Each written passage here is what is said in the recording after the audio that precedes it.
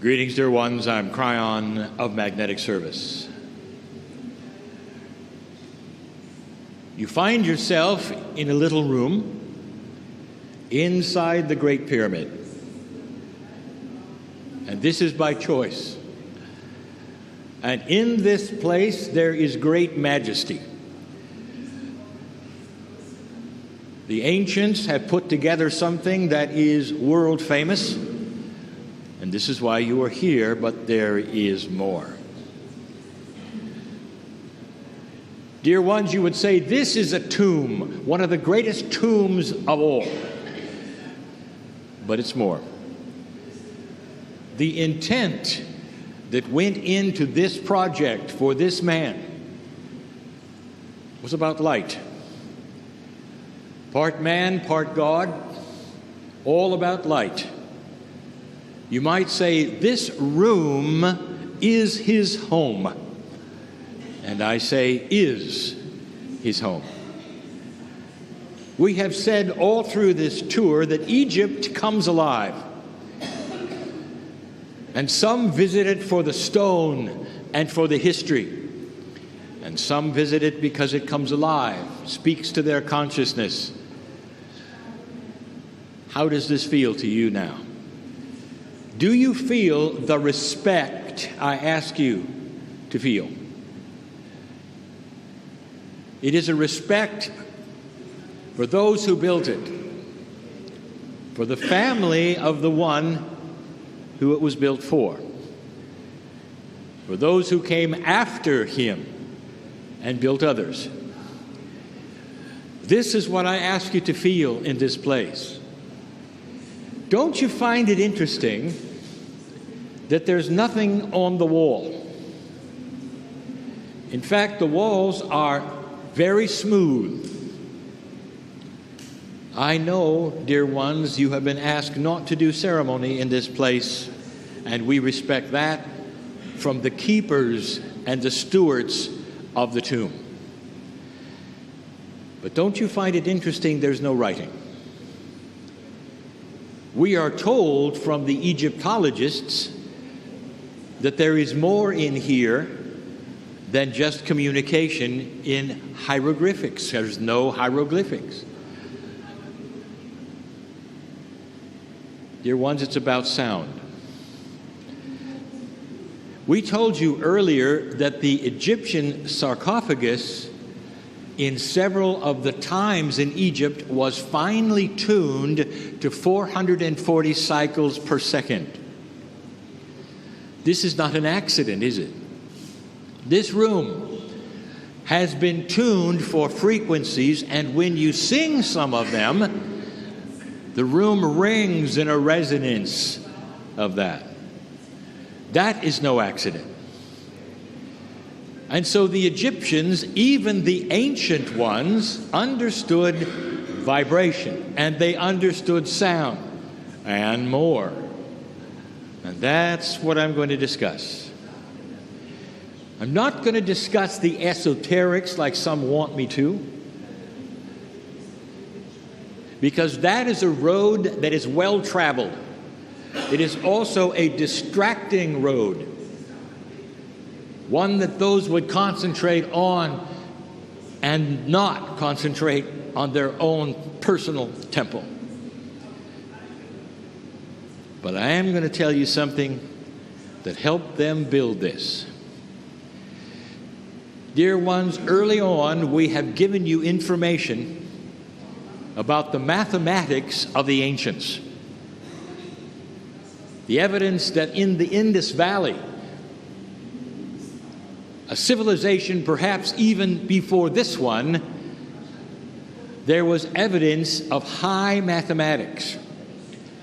In fact, not just high mathematics, but different mathematics. And we identified what it was. We told you at that time, it's the mathematics of the universe. It's the arithmetic of the universe. Everywhere you look in nature, in space, in Gaia, Most everything you see resonates to 12s. Perhaps you've remembered me talking about this before. You see this in Egypt. You saw it clearly in the temple of the Hathor with the 12 zodiacs on the ceiling, the zodiac with the 12 houses. That's just 112. What about Gaia itself? The directions, 360 degrees. There are all manner of things in nature divisible by 3, 4, 6, and 12. 12 is the mathematics of the universe. I spoke of sound in this room. There are 12 half steps. 12 half steps between octaves in music. You might say, well, what a coincidence. This is more than math, is it not? Now we're getting involved in the vibrations in the air, natural ones. So the 12s we are talking about is a mathematics that the Egyptians knew and used. Dear ones, if you go into DNA, you're going to find the 3s and the 4s and the 6s. It is base 12. Nature is 12. All around you is 12. And you have put together everything in 10s. I'm going to give you some information. Base 10 is fundamentally flawed. And I'm going to tell you why. When you have base 12 mathematics and begin to understand the philosophy of it, it starts to enhance into other realizations. It leads to discovery. Mathematicians will tell you this is the beauty of math. For as you get into it more complicated, it then leads to other discoveries.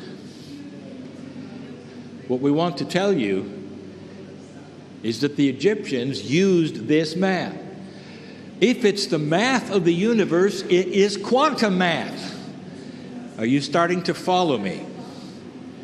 It is very, very easy to go into quantum kinds of thinking when you start there with base 12. Let's talk about pi. Do you think that the Egyptians understood geometry? Shall we have a laugh? And that ratio, which is pi, is an irrational number. A number that has no end, no solution. Do you really think that that particular number, being a ratio of almost everything you see in the cosmos, should be an irrational number? And this brings this whole thing of perception into focus. It's not another kind of mathematics. You cannot translate base 12 into base 10, period. Because 12 is in color and 10 is in black and white. And so base 12 is conceptual mathematics, conceptual arithmetic, and leads into discoveries, inventions, ahas.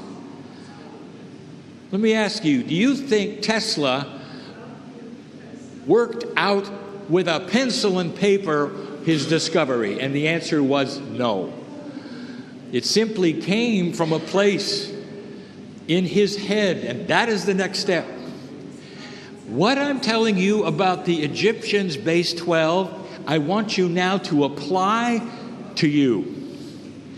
And here is the concept. When you start developing inside yourself that piece and part that is God, that is the higher self, when you start to nurture it, when you start the compassion engine, it leads to discovery. You discover higher concepts, better ideas, healing your body, It's the same philosophy that I gave you for the Egyptians. The reason they had base 12 is because they began a society and a culture with light. Everything was about light. And it's metaphysical light. They understood the one God. Long before it was given to them yet again, they understood it. They understood the pathway to heaven. They made it easy and for everyone. This home is his afterlife preparation. You're sitting in this place that he prepared for himself so that he could enjoy that which was beyond the veil and perhaps even come back. This is high metaphysics. It is high mathematics. Don't be fooled by the color or the age of these things. As you begin for yourself to develop that which is inside, you will start getting discovery. One thing will enhance another, and you will not get it if you're only cerebral. If you're only thinking the puzzle, even with high ideas, you're not going to get good answers. It's only when you develop inside that quantum engine, which is you, that the solutions start to come. Not just inventions, Mr. Tesla, but solutions to life, real solutions. I know who's here, and I haven't said that much in this tour. I know what you carry, what your desires are, what your fears are, what your limitations you think are. Look at this place. Are there any limitations to building this? When the king said to the architect, "Here's what I want," he said, "Sure." No limitations.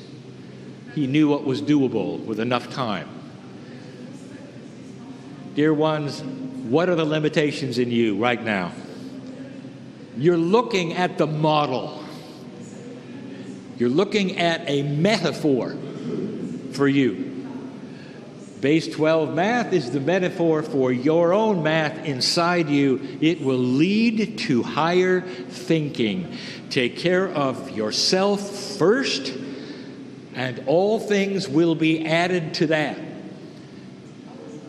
Don't look for metaphysical answers outside of yourself. This is the message, and always has been, of Cryon. Take a moment after I finish to ponder what I've said.